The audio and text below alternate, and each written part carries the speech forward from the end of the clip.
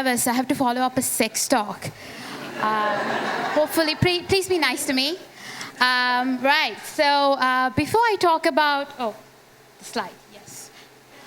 Before we talk about silk and everything science, I want to talk about today. Today is February 11th, and it is a very special day. Not because Valentine's Day is 3 days away, I think. Yeah, the magical time where capitalism sneaks up on us and says, if you don't buy chocolates and flowers, you are not in love. No, that's not why February 11th is a special day. Today is International Day of Women and Girls in Science. So can I get a hip hip? That's the energy need, that's the hype all of us girls in science need. So keep hyping us up. So now we'll go to our talk. So before I get into the science of silk, I want to talk to you about the evolution of silk and me. Because, yeah, it's confusing. That's me before starting a PhD, and silk meant my favorite sari. And that is a silk sari that I'm wearing, and I felt fancy, I had a life. I was reading actual books. And then there's me after PhD. Sorry, that's not me, that's Elizabeth Holmes, holding her blood vial. Apparently she was into groundbreaking science.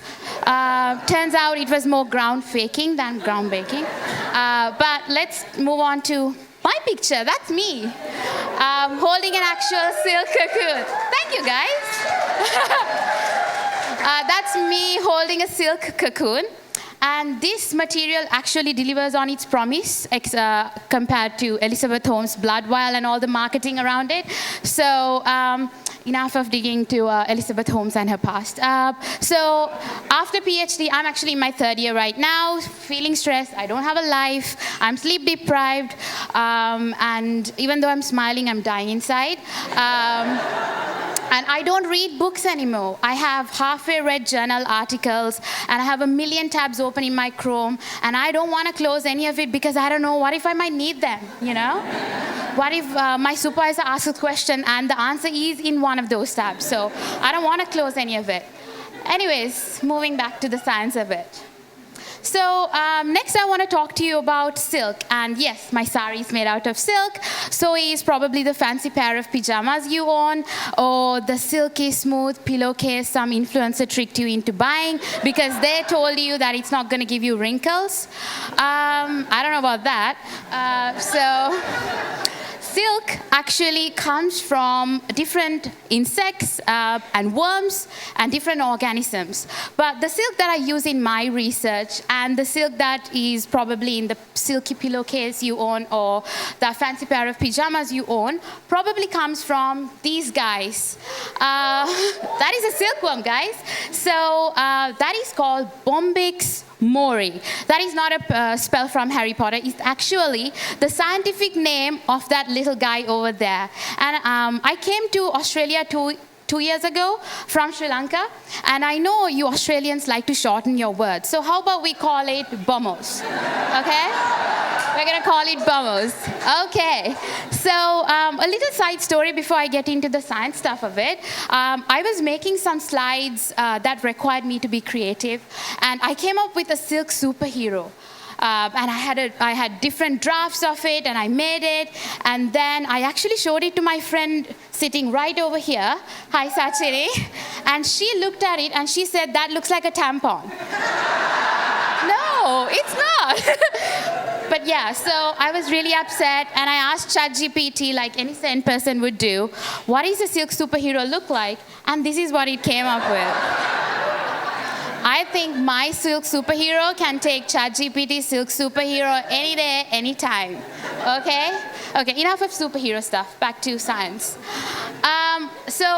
We know that silk comes from the bomos that make silk cocoons. So the adult moth lays eggs that turn into larvae that produces these cute guys, bomos, right? The silkworms. And these silkworms undergo metamorphosis where change from a worm to an adult moth. But when they do undergo that change, they create a cocoon around themselves. So they secrete a liquid silk when it goes goes out into the air, when it gets contacted with air, it turns into a solid material, and that forms the solid fiber that they surround themselves to form the cocoon. And the fun fact about the silk cocoon is that it is made out of one single continuous fiber that can be from 300 meters to 900 meters long. Fancy, amazing, right? Hence, silk superhero, okay? Perfect. Now that we know about the silk, let's move into, I want to show you a picture of actual cocoons and some bombos. No, it's not the newest Tic Tac flavor with a side of protein. This is actually some cocoons with some silkworms or bombos, all right? Yay, love the audience.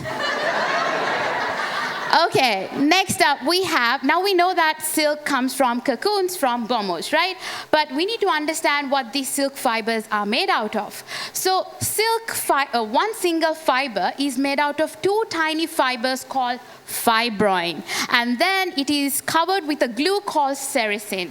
And this is an electron microscope image of a single fiber that has two tiny fibers, which is called fibroin. And then we have the glue that surrounds it called sericin. Great, we have our scientific words. On to the next slide. So now that we know what silk fiber is made out of, I'm going to talk to you about these weird, not weird names, but yeah, fibroin and sericin. So fibroin makes up 70 to 80% of the silk's weight, the total weight of the cocoon. And the sericin, that makes up 20 to 30% of the weight of silk cocoons. Fibroin is actually water repelling. It doesn't like water. And the opposite is true for the glue, that is, it attracts water. When you take fibroin, it is pretty strong because it is made up of proteins that are well organized. Whereas the sericin is not made up of those strong organized structures, hence it is not strong. So they show opposite qualities. And this is why most of the commercial applications and the research were all focused on the fibroin bits because of its strength. And also my silk sari you saw before, that comes from the textile industry, in fact, removes the sericin before it goes into production of those clothing material. So they put some chemicals and heat it up to a high temperature to get rid of the sericin, and that's what gives it that lustrous, luxurious nature. So because of that reason and because of the amazing strength properties shown by fibroin, scientists were obsessed with silk, but only in fibroin, and sericin was the underdog of the silk world. Nobody wanted to deal with it, and even though recent researchers have found it to be amazing, it has shown to have antibacterial, antioxidant, and many other amazing properties, but not much research has been done in that area. So in my PhD, I work heavily with the underdog of the research, silk world, that is sericin. Yes! Thank you. Sericin says thank you. And I also work with fibroin because I cannot resist. He's so strong. So I use both of these components, but majorly the underdog. And so now that we know what silk is made out of, the fibroin and the sericin, I'm going to talk to you about how we can make materials out of silk. And the processing conditions for fibroin part and sericin is different. So first we'll talk about fibroin, where we cut the cocoons into small pieces, and then we add some chemicals and heat it at high temperature to degum it to get rid of the sericin. And then we dissolve it in another chemical, heat it at high temperatures to solubilize the silk from the cocoon, which is in the solid state. And then we exchange with water, and then we have the silk solution in water. So that's me. And so in my left hand, I have cocoons. I think you can see it. Yep, that's left hand, yes. And we have the right hand. I did the whole process, and I have the liquid silk. So this liquid silk can be used to make films, you can use it to make hydrogels, you can use it to make wound dressings, you can use it to make sponges, and even fibers that will have very different properties to the original silk cocoon fiber. So basically you can make a lot of things out of it, and therefore researchers were obsessed with this material. right? So next we go into the glue, the sericin. That is where my work is mostly focused on. But actually, sericin is a pain in the ass to work with because the way you process it, the way you extract the sericin from the cocoons is going to determine the quality of it. So if you use harsh chemicals, if you use harsh conditions, it's going to degrade the quality of the sericin, and in turn, if you make a material out of it, the properties won't be as great. So because there's not much research done on it, there is no current method of extracting high quality sericin without using harsh chemicals and harsh conditions. And then came me. That is, so I am working on this, and I figured out a method to extract sericin. Oh, thank you guys. Aren't you the best? Thank you. Keep going. So I started working on this, and I was able to develop a new method to extract high quality sericin without the use of chemicals, and it is a scalable method as well. But I cannot talk about the method because my supervisor said no, and because of all things IP and legal. So I thought, my friend suggested that I insert this Jeffery in here. So I thought that yeah, but trust me, I have a method and it is scalable. Okay, now you in the audience must be wondering, oh, this girl is going on and on about silk. Why do I care? And why should anyone in, thanks. Why should anyone fund this kind of research, right? Well, the answer is chronic middle ear disease. So I am working with an industry partner, the Ear Science Institute of Australia, and they're based in Perth. With my supervisor's research team, they wanted to develop a material to help treat patients suffering from chronic middle ear disease. So people suffering from chronic middle ear disease have perforated eardrums. So that is a normal eardrum, and you have a perforation in the eardrum when you have this disease. This disease causes around 200 to 300 million people around the world per year. It causes significant amount of deaths, causes severe hearing impairment, and obviously there's an economic and social cost attached to this disease. We wanted to talk to Ear Science Institute of Australia, get their expertise, and develop a material to help these patients. So these patients suffering from the disease, when these perforations does not heal on its own, they need to undergo surgery. And that looks like something like this. So you have the perforated eardrum, and the surgeons would place a graft on top of the hole of that eardrum, and then packing material will be inserted to support the graft in this process. So our research group, my supervisor's team, was able to develop the world's first ever silk graft to help patients suffering from chronic middle ear disease. And that, yes, let's go. Let's go Rangam. That's my supervisor's name, by the way. Anyway, so that is a silk graft, and no, that's not a condom. That is the first silk implant designed to treat chronic middle ear disease suffering patients. So now that this is actually under clinical trials, now that we made the graft from silk, we wanted to explore what about make the packing material out of silk too, you know, everything silk. But then you might wonder, why silk? But why not? Okay, because silk is amazing. So, as I mentioned, but going to the facts, it's easy to make, but there are different processes to make silk. There's different methods to extract silk, and you can tweak the properties that silk shows. So because of that, and it is safer for the body, it's FDA approved to be used as a biomaterial.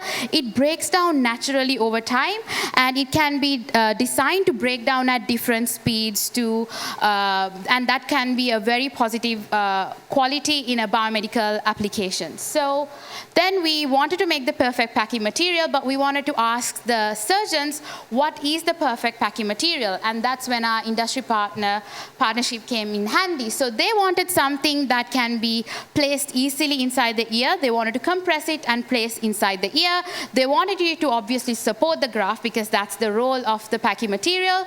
They also wanted a material that can break down at different time points, meaning assuming there are different patients who have different recovery time. So if somebody is having a faster recovery time, we want the material to break down faster. But if somebody is having a serious wound and they want the packing material to last for a longer time, we want it to break down slowly. So they wanted the patients to have different options of packing materials. And the other one is that they wanted it to carry medication, because the current packing material, the surgeons has to dip it in antibiotic solution and then plug it in the ear. So that means initially the patient will have a high release of antibiotics followed by a really low dosage. Whereas if we can infuse the packing material with antibiotics, it would have a sustained release while breaking down the material. So that's the perfect material we were hoping for. And also we wanted it to absorb the fluid that is built up during the recovery period. So these 5 characteristics are what we are working on. So we went to the lab and started making it, yeah? But first of all, that is the current material. That squishy blob is the current packing material. It loses all of its structural integrity when dipped in antibiotic fluid, but it has to be done because it doesn't come with antibiotics infused in the material. And that's what we are dealing with right now. This is the silk packing material, a prototype. And we have infused it with antibiotics. Thank you, guys. I love this audience. Let's go. Let's go silk. So it is currently infused with antibiotics, and we are testing it out for the release of antibiotics. I'm so sorry if you can't see. Okay. So that's me again, if you are not already sick of my face. And that's the prototype of the packing material. We have it. So these are the qualities we expect the packing material to show. We want it to, we already have created one infused with antibiotics. And this is where I'm going to leverage the amazing properties of sericin as well. By incorporating the sericin and its amazing antibacterial and antioxidant properties, we can use that to help the wound recover as well. So its safety is an issue. Even though it's FDA approved, another PhD student is working on the biocompatibility side of this packing material. And breaking down at different rates, we achieve that by improving the sericin content for the packing material to break down faster, whereas reducing the sericin content because it loves water and it will help break it down faster. So if I reduce it, it will break down slowly. So compressibility is already achieved by incorporating fibroin into this, and silk never disappoints with strength, guys, so it's a given, so that's there. This is my amazing research group. Few are missing, but yeah, you have the silk superhero. I couldn't resist inserting it. I want to thank Institute for Frontier Materials at Deakin University. That's where I do my PhD, and our industry partner, Ear Science Institute of Australia. And I have to thank my friends who came all the way from Geelong to support me. Thank you so much. And thank you for listening. I hope you learned something new today, and I hope when you hear the word silk again, you think of me and my silk superhero. Thanks.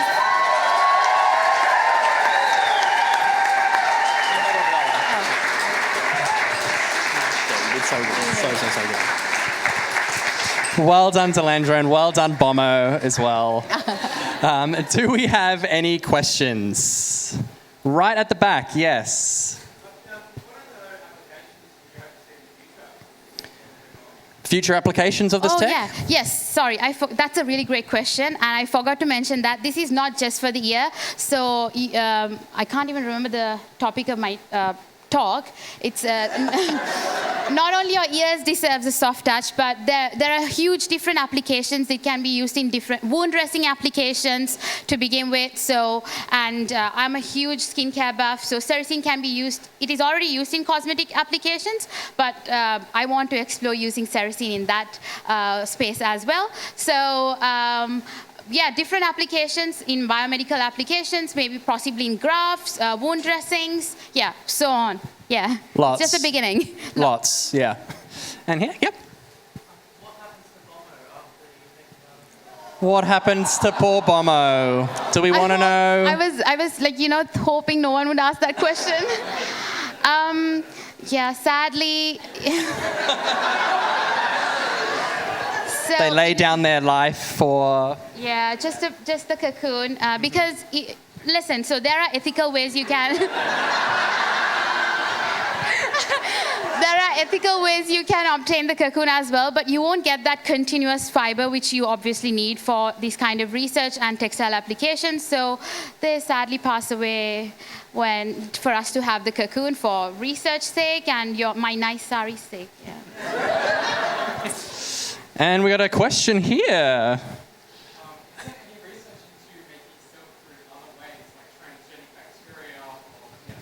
Yeah, I heard the other day about. So spider silk, there's a whole research group out there that makes silk. They take the genes from the spider that makes the silk and put it in a cow, and the cow produces milk that has some sort of thing like that. All sorts of genetics. I'm not an expert in that field, but yes, there are so many other ways that genetics is used to produce silk in so many different ways. So that bombos don't have, there won't be RIP bombos. So, yeah. Love that. Save the bombers. Right at the back. Yep.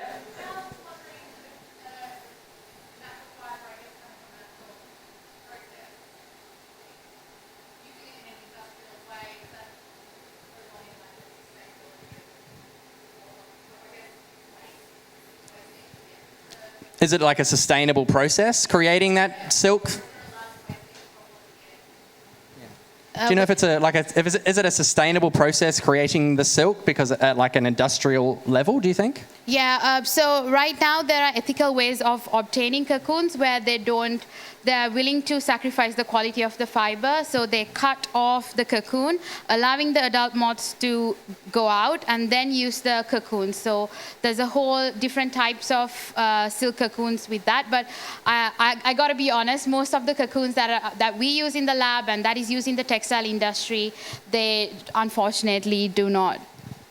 Not as sustainable as we'd like them to be. Yeah, exactly. Unfortunately. Yes, yeah.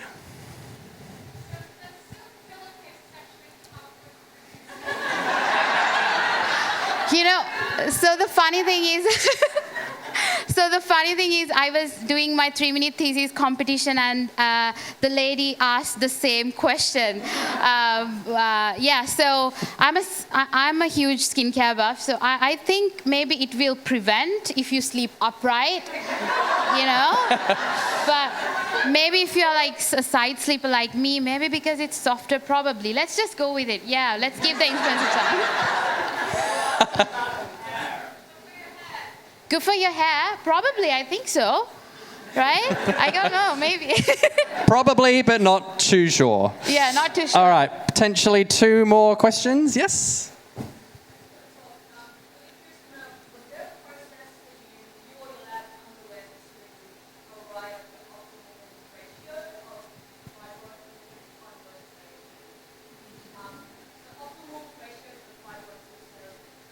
How did you get to the optimal ratio of the different types? Okay, so that is something we are currently working on, and we have tried out different ratios. We don't have a exact ratio as to what the packing material will need to have. That is currently something we are working on. Yeah. All right, and final question. Yes.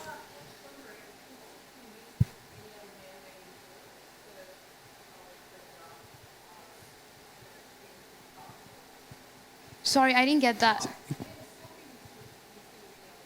Yeah, for sure. There's a bunch of research that is done out there that you mix silk with different materials to get materials with different properties. So that's very common out there, and we do that in the lab as well. We have my friend who here mixes silk with collagen to make organ that is like a urinary bladder, something like that. I think we found another Nerd Night speaker in the front row here. Yes. All right, well, thank you, Dilendra. Give it up one more time, please.